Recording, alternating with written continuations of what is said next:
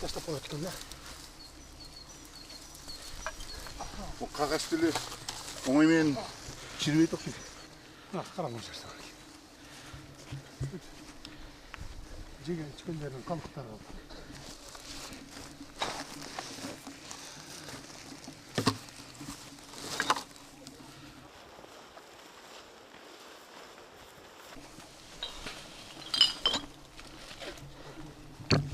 Bu başlığı benim Türk turabı. Ha, şunu kötörüp arıp ele salıp koysa bolbойбу.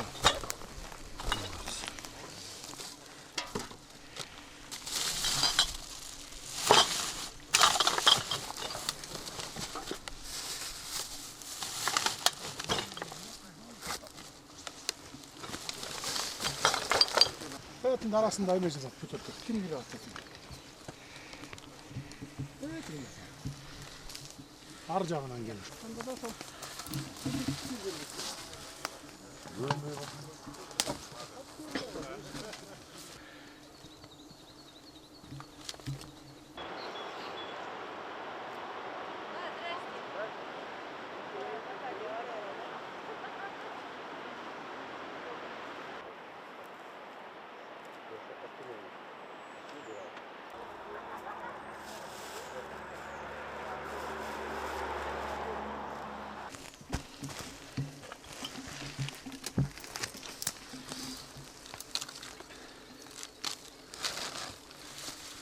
Butulka.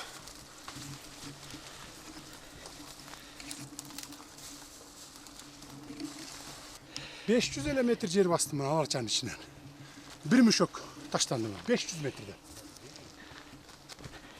Özümüz yasalgan yaratılışta özümüz bulgayız. Güzel yolga çektiniz ha. Gel buna. Hurmatlı Kırgızstandықтар mı?